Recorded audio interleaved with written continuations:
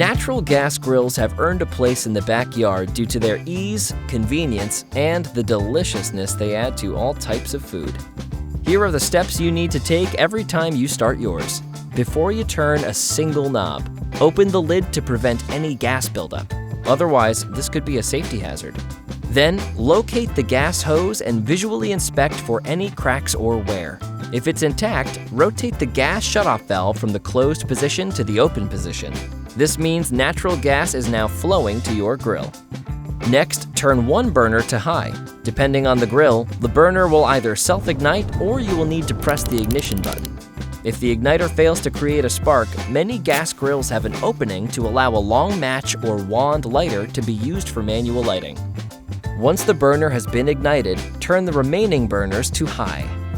Then, with all burners lit, close the lid, allowing the grill's temperature to reach 500 degrees. This should take around 15 to 20 minutes, depending on the grill.